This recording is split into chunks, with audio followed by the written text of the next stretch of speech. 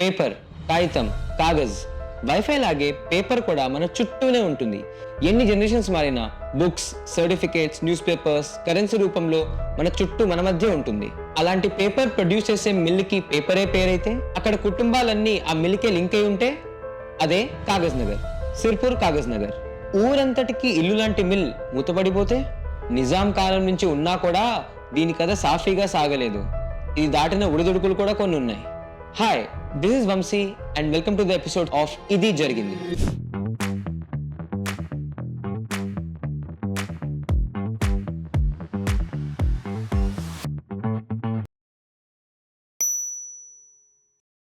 సిర్పూర్ కథ స్టార్ట్ అయింది 1936లో. లోకల్గా ఉద్యోగ అవసరాలు పెంచడానికి, ఎకనామీని బూస్ట్ చేయడానికి అప్పట్లో నిజామైన మీర్ ఉస్మాన్ అలీ ఖాన్ దీన్ని స్టార్ట్ చేశారు. ఆ లొకేషన్లోనే స్టార్ట్ చేయడానికి కొన్ని కారణాలు ఉన్నాయి. అవేంటంటే ఊరికి దగ్గరలోనే పెద్దవాగు Praneetha river, raw material availability ఎక్కువ అండ్ సింగేరి కోల్ మైన్స్. వీటన్నిటికీ మించి పేపర్కి డిమాండ్ చాలా ఎక్కువ ఉండేది. అప్పటి నిజాం ఆర్డర్ ప్రకారం 1936లో సిర్పూర్ పేపర్ మిల్ స్టార్ట్ చేశారు.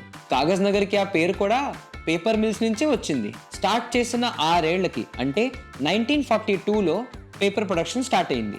1950స్కి వచ్చేసరికి మిల్స్ని సీకే బిర్లా గ్రూప్ వాళ్ళు తీసుకున్నారు. ఆ తర్వాత ఓనర్షిప్ పొద్దాస్కి చేరింది. అప్పటి నుంచి 2014 దాకా పొద్దాసే ఓనర్గా ఉన్నారు. స్టార్ట్ చేసిన కొన్నేళ్లలోనే ఈ mill India's one of the largest pulp, paper board and other varieties of paper produce చేసే మిల్ అయింది. ప్రొడక్షన్ స్టార్ట్ చేసినప్పుడు SPM కెపాసిటీ 15,000 TPA. 1956లో మిల్స్ అప్గ్రేడేషన్ భాగంగా కెపాసిటీని 2 ఇంతలు పెంచారు, అంటే 30,000 టన్స్ పర్ annum. ఈ దెబ్బతో ఉద్యోగ అవకాశాలు పెరిగి ప్రొడక్షన్ కాస్ట్ తగ్గి వేరే దేశాలకి ఎక్స్పోర్ట్ చేసేంత సరుకు సిర్పూర్ పేపర్ మిల్స్లో తయారయ్యేది. ఎక్స్పాన్షన్ చేశాక కొత్త రకమైన పేపర్ ప్రొడక్షన్ కూడా మొదలుపెట్టారు ఇక్కడ. 1942లో కాటన్ ర్యాక్స్తో హ్యాండ్ మేడ్ పేపరే ప్రొడ్యూస్ చేసేవారు. 1956లో ఎక్స్పాన్షన్ తర్వాత బ్యాంబూని రా మెటీరియల్గా యూజ్ చేశారు. అప్పుడే 3-4 కొత్త రకమైన పేపర్లు కూడా ప్రొడ్యూస్ చేయడం మొదలుపెట్టారు. అవేంటంటే printing paper, packaging wrapper paper, ఇంకా స్పెషాలిటీ పేపర్ అయిన cigarette paper and filter paper కూడా స్టార్ట్ చేశారు. ఈవెన్చువలీ 1972 నేషనలైజేషన్ భాగంగా ఈ మిల్ గవర్నమెంట్ అండర్టేకింగ్లోకి వచ్చేసింది. 1980లో మిల్ని మళ్ళీ మోడర్నైజ్ చేశారు కొత్త ఎక్విప్మెంట్తో. 30,000 టన్నుల కెపాసిటీ ఉన్న ఈ మిల్ 1980లో 75,000 టన్నులు చేరుకుంది. ఈ మిల్ టర్న్ ఓవర్ అప్పట్లో 150 కోట్లు ఉండేది. సంవత్సరానికి 20% ఎక్స్పోర్ట్స్లో వెళ్ళేది. కొత్త పేపర్ మిల్ కాంపిటీషన్ వచ్చినా, రా మెటీరియల్ అయిన బ్యాంబూ స్కేర్సిటీ వచ్చినా, లేబర్ డిస్ప్యూట్స్ అయినా కూడా ఆ ఇయర్ నేషనల్ ప్రొడక్టివిటీ అవార్డ్, ఇంకా 1981లో బెస్ట్ ఎక్స్పోర్ట్ పర్ఫార్మెన్స్ అవార్డు కూడా వచ్చింది. 1990స్కి వచ్చేసరికి కెపాసిటీ పెరిగి 1,00,000 టన్నుల పర్ యానం కూడా చేరింది. అండ్ ఓనర్షిప్ విషయానికి వస్తే గవర్నమెంట్ వదిలేసి ప్రైవేటైజేషన్కి ప్రయత్నాలు కూడా స్టార్ట్ చేసింది. లేట్ 90s నుంచి ఎర్లీ 2000స్కి వచ్చే క్రమంలో ఎంప్లాయీస్ తగ్గడం స్టార్ట్ అయింది. 80స్లో 5,000 పైగా పనిచేసేవాళ్ళు, కానీ 2000స్కి వచ్చేసరికి ఆ నంబర్ 2,500కి పడిపోయింది. అప్పటికే labour strikes and raw material scarcity అవ్వడం వల్ల ప్రైవేటైజేషన్ చేద్దామని నిర్ణయించుకున్నారు. కానీ SPMకి అతిపెద్ద దెబ్బ 2014లో తగిలింది. 2009లో ఎక్స్పాన్షన్ భాగంగా కొత్త ఎక్విప్మెంట్ కొని ప్రొడక్షన్ పెంచుదామని మిల్లుని తాకట్టు పెట్టి 350 crores IDBI బ్యాంక్ నుంచి అప్పుగా తీసుకున్నారు. 2014లో 2 రాష్ట్రాలు విడిపోయి గందరగోళంగా ఉంది. అలాంటి సిచ్యువేషన్లో దీని గురించి 2 రాష్ట్రాల వాళ్ళు పట్టించుకోలేదు. నష్టాలు వచ్చాయి. సో తాకట్టు పెట్టింది బ్యాంక్ వాళ్ళ సొంతం అవుతుంది. 2014 సెప్టెంబర్ 27 కంపెనీని షట్ డౌన్ చేశారు. 2014లో సుమారు 3,200 మంది SPMలో పనిచేసేవాళ్ళు. అండ్ వీళ్ళకి మాత్రమే కాకుండా ఇండైరెక్ట్గా ఎంతో మంది కుటుంబాలకి లైవ్లీహుడ్ అయింది SPM. చేసిన 350 crores అప్పు వడ్డీతో కలిపి 422 crores అయింది. సిర్పూర్ పేపర్ మిల్ మేనేజ్మెంట్ ఆ అప్పుని తీర్చలేకపోయింది కాబట్టి IDBI బ్యాంక్ సీజ్ చేసింది మిల్ని. సో ఇప్పుడు మిల్ పరిస్థితి ఏంటి అది తెలుసుకునే ముందు మీకు NCLT గురించి తెలియాలి. NCLT అంటే నేషనల్ కంపెనీ లా ట్రిబ్యునల్.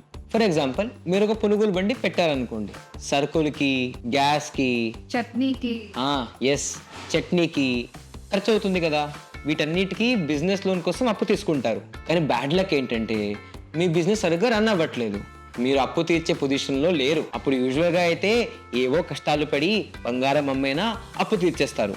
ఇప్పుడు ఇదే సిట్యువేషన్ కోట్ల విలువ చేసే కంపెనీకి వస్తే ఎలాగో అలా కట్టేయడం కుదరదు, ఎందుకంటే అప్పు కోట్లలో ఉంది. అప్పుడు ఎలా?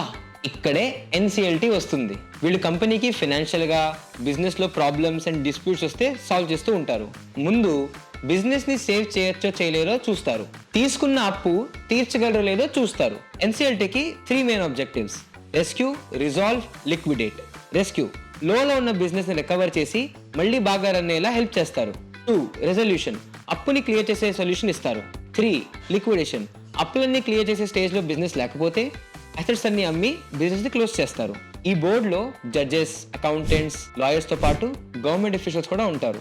మీకు ఈ పార్టీకి పేపర్ మిల్స్కి ఎన్సీఎల్టీకి సంబంధం అర్థమయ్యే ఉంటుంది. సో ఐడిబిఐ సీజర్ తర్వాత ఇంటీరియర్ రెజల్యూషన్ కోసం ఎన్సీఎల్టీ రంగంలో దిగింది.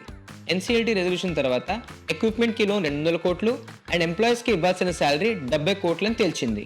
2014లో మిల్లు మూసేసిన తర్వాత కాగజ్ నగర్ రూపురేఖలే మారిపోయాయి. ఎప్పుడు హడావడిగా, సందడిగా, గోలగోలగా ఉండే ఊరు బాగా సైలెంట్ అయిపోయింది. ఈ మిల్లును ఓపెన్ చేయించడానికి అప్పటి సిర్పూర్ ఎమ్మెల్యే కోనేరు కోనప్ప చాలా ప్రయత్నించారు. ఐటీసీ, జేకే పేపర్ లాంటి కంపెనీలు కొనడానికి కూడా ముందుకొచ్చాయి. చివరికి డిసెంబర్ 2017లో గుజరాత్ బేస్ పేపర్ కంపెనీ అయిన JK paper SPM paper mills ని టేక్ ఓవర్ చేసింది. మళ్ళీ సుమారు 4 ఏళ్ల తర్వాత ఆగస్ట్ 2018లో అప్పట్లో ఐటీ మినిస్టర్ అయిన కె తారక రామారావు గారు మిల్లుని ఓపెన్ చేసి పునరుద్ధరణ కార్యక్రమాలు మొదలుపెట్టారు. చూసారా, కొన్నిసార్లు ఎన్నో చరిత్రలు తన పైన రాయించుకున్న పేపర్కే చరిత్ర ఉండదు, పేపర్ లేకపోవడం వల్ల. కానీ ఎలాగో రివైవ్ అయింది, మనకు అదే చాలు. మళ్ళీ సిర్పూర్కి పూర్వ వైభవం వచ్చినట్టే అయింది. సో ఇదండి ఎపిసోడ్ 3 ఆఫ్ ఇది జరిగింది. మీకు కనుక నచ్చినట్లయితే లైక్ చేయండి, సబ్స్క్రైబ్ చేయండి, మీ ఫ్రెండ్స్తో షేర్ చేయండి. And will see you in the next episode. Bye.